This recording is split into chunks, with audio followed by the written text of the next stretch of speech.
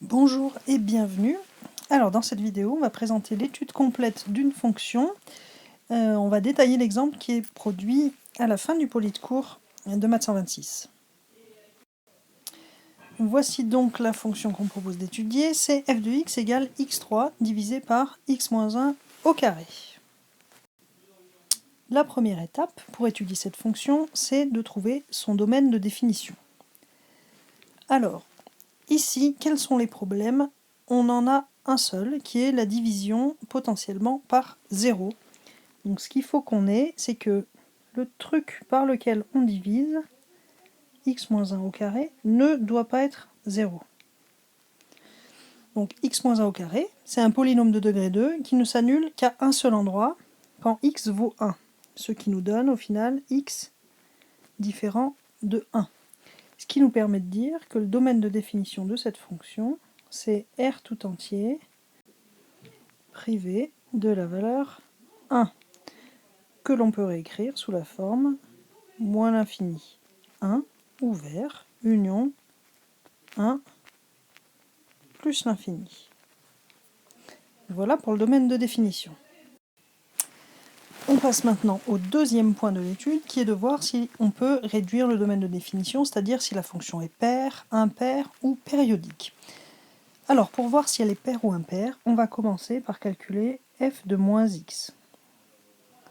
Alors, si on calcule f de moins x, ça fait moins x au cube, divisé par moins x moins 1 au carré. Si on effectue le calcul, on trouve moins x au cube. Et en bas, comme on a un carré, le signe moins peut se simplifier et on retrouve x plus 1 au carré. Donc cette chose-là, ça ressemble ni à f de x, ni à f de moins x. On peut donc conclure que la fonction n'est ni paire ni impaire.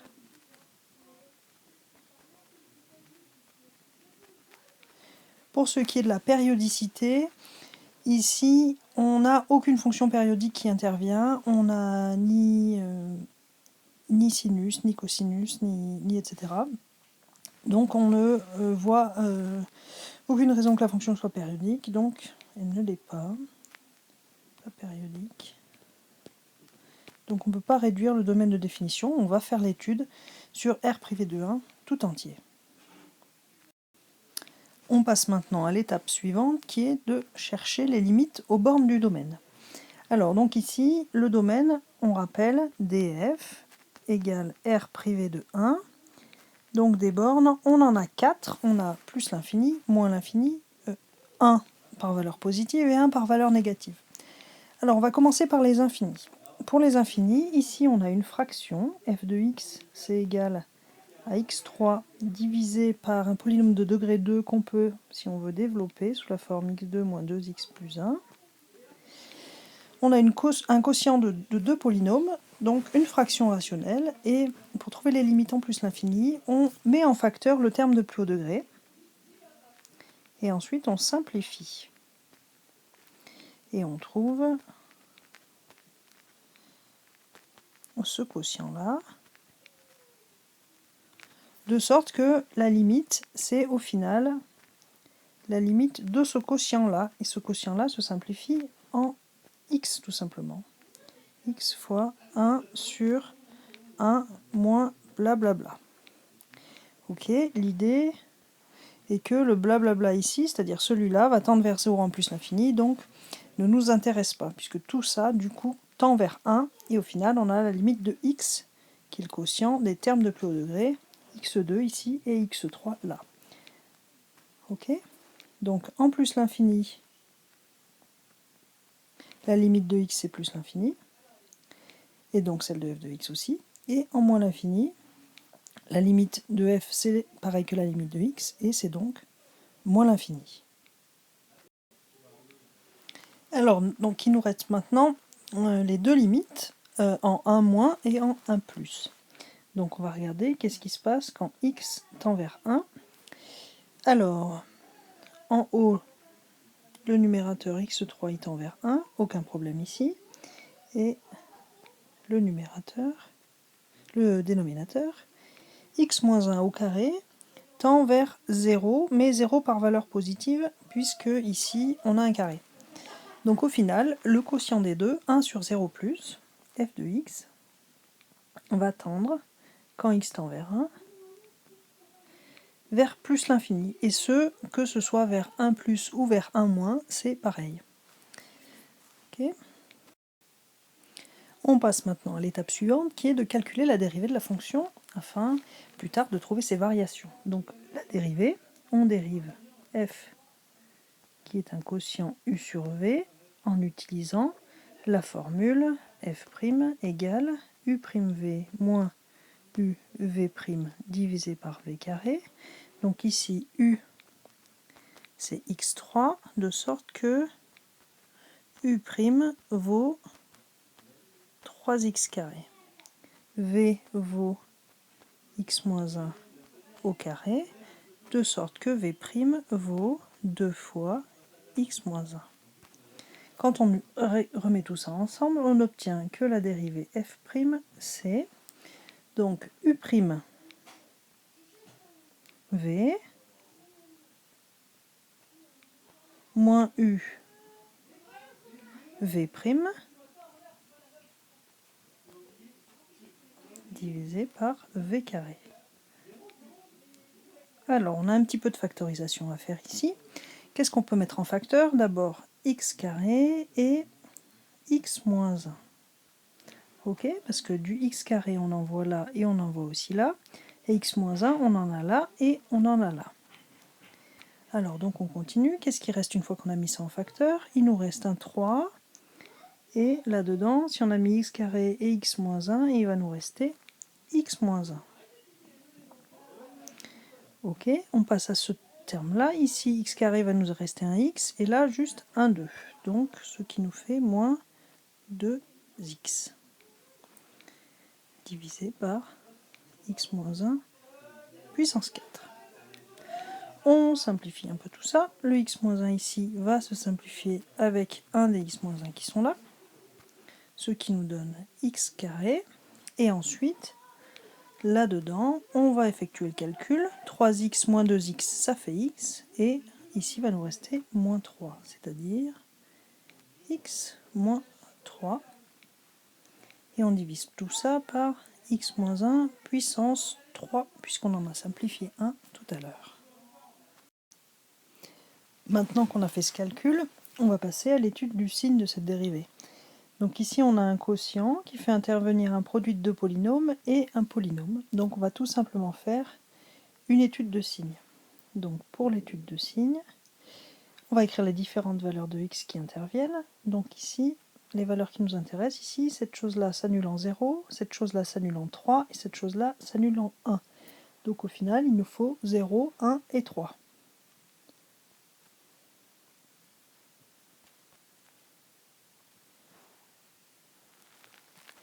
Et donc on va mettre le signe de tous les morceaux qui interviennent. X carré, x moins 3,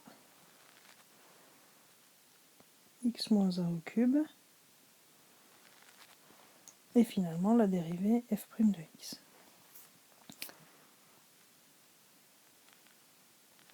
Alors on va commencer par placer les zéros.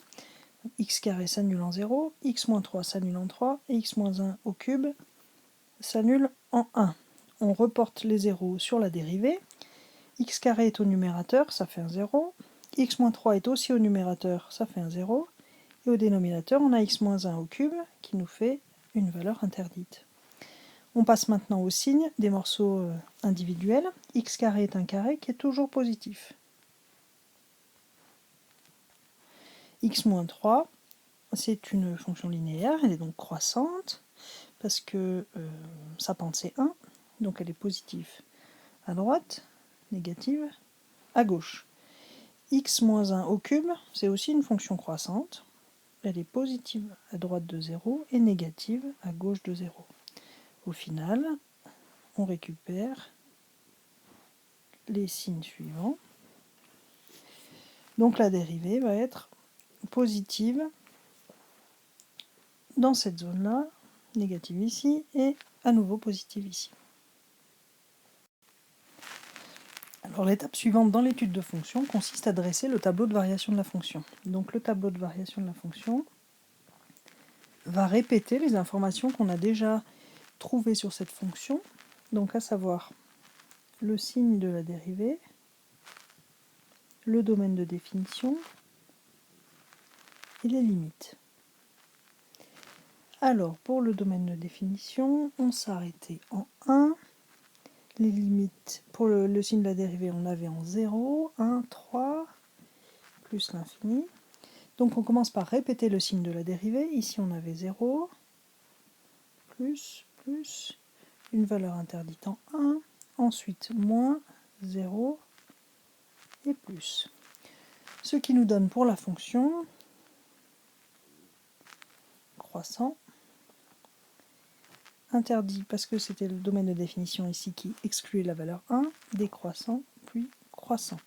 On répertorie les limites qu'on a trouvées, moins l'infini et plus l'infini aux infinis, et ensuite plus l'infini à gauche et à droite de 1. On ajoute aussi les valeurs ici aux zones, au niveau des valeurs qui apparaissent aussi dans le domaine de définition. Donc en 0, la valeur c'est 0, et en 3, on trouve 27 quarts. Voilà, donc là ça conclut le tableau de variation qui contient la dérivée, son signe, le sens de variation de la fonction, les limites et les valeurs particulières qui interviennent dans le tableau. On passe à l'étape suivante qui est la recherche d'asymptotes. La première chose à dire ici, c'est que on a vu avec le calcul des limites et dans le tableau de variation que pour autour de x égale 1, on a une limite infinie. Donc on a déjà une asymptote verticale d'équation x égale 1. Donc maintenant on va passer aux asymptotes obliques, puisqu'on a vu qu'en moins et plus l'infini, on a une limite infinie. Alors pour l'asymptote oblique, on va commencer par calculer la limite de f de x divisé par x. Donc f de x divisé par x, ça nous fait x3 divisé par x, x moins 1 au carré. Donc on va peut-être simplifier d'abord le premier x. Ici, ce x là se simplifie avec le x3 là, qui nous donne x2 divisé par x moins 1 au carré. La limite de cette chose-là, c'est comme d'habitude la limite des termes de plus haut degré, qu'on peut mettre en facteur. Donc ici, les termes de plus haut degré, on va trouver x carré ici, et ici x au carré aussi. Hein. Je vous rappelle, on écrit x carré. Ici, on va factoriser, on trouvera 1 plus des petites choses qui tendront vers 0. Donc de sorte que cette chose-là tendra vers 1, à la fois en plus l'infini et en moins l'infini. Donc c'est la première étape pour la recherche de l'asymptote. On passe à la deuxième qui est calculer la limite de f de x moins 1, puisque c'est ça qu'on a trouvé comme limite, moins 1 fois x, c'est-à-dire f de x moins x.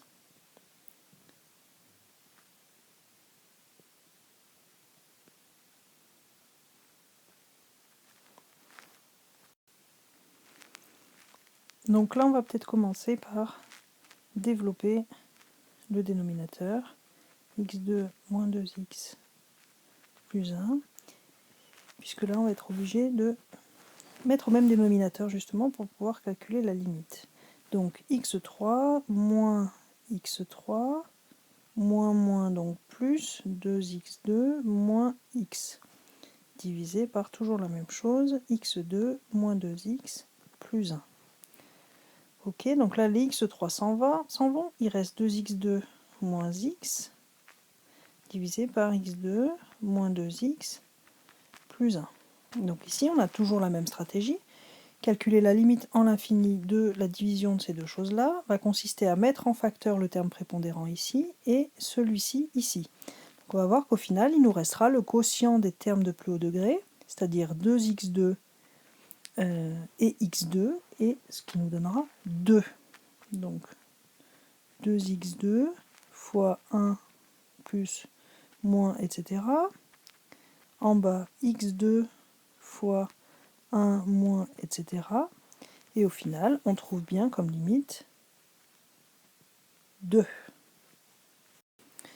Donc si on récapitule, on a trouvé comme asymptote une droite d'équation y égale x plus 2. Et ça, c'était des limites qui étaient valables à la fois en plus et en moins l'infini. Donc cette droite est asymptote à la fois en plus l'infini et en moins l'infini. Donc maintenant qu'on a une asymptote, il faut se poser la question de la position de la courbe par rapport à l'asymptote.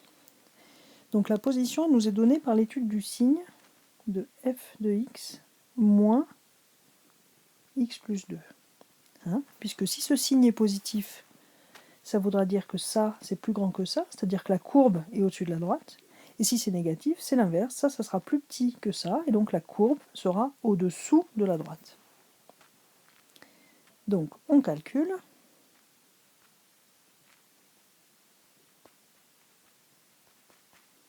Et pour calculer, comme d'habitude, on va mettre au même dénominateur.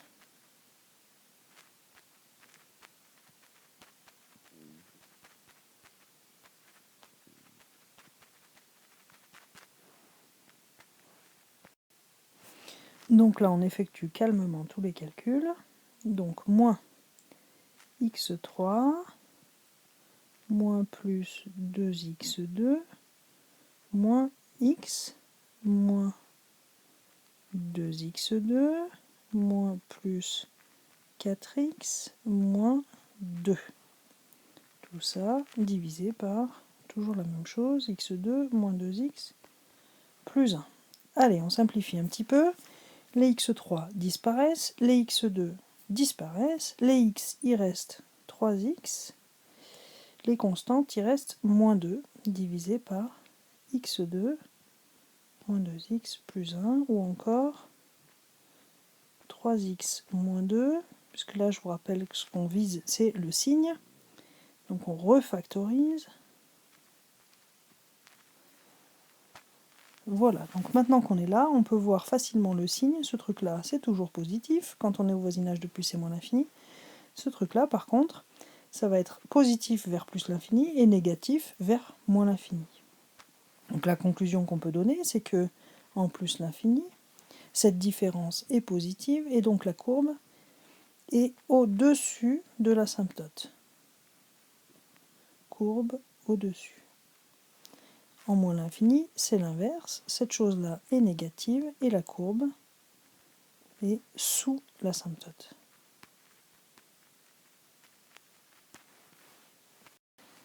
On peut maintenant passer à la toute dernière étape qui est la représentation graphique. Donc c'est un dessin de la fonction, de la courbe représentative de la fonction. Et sur ce dessin, il va falloir représenter la totalité des éléments dont on a parlé dans l'étude précédente. Voilà, donc qu'est-ce qu'on a placé sur ce dessin? On a placé tous les éléments qui sont dans le tableau de variation et les asymptotes. Donc on voit ici l'asymptote verticale d'équation x égale 1, ici l'asymptote oblique qu'on a trouvé d'équation y égale x plus 2, c'était. Okay. Ensuite, dans le tableau de variation, ce qu'on avait en plus, c'était les endroits où la dérivée s'annulait. Donc là, c'est très important de les mettre. Donc on en a un ici, en 0, et on en avait celui en 3. C'est important de le mettre sous forme des asymptotes, des tangentes horizontales ici. Donc là, ça nous donne un point d'inflexion, et là, un minimum. Okay. Une fois qu'on a fait ça, donc les deux asymptotes, les tangentes, on peut dessiner la courbe, donc le trait bleu qui va suivre l'asymptote au début, venir coller à la tangente, resuivre l'asymptote, recoller à la tangente et resuivre l'asymptote.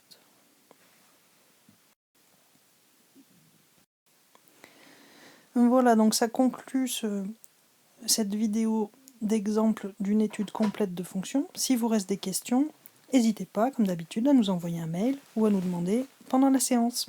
Voilà.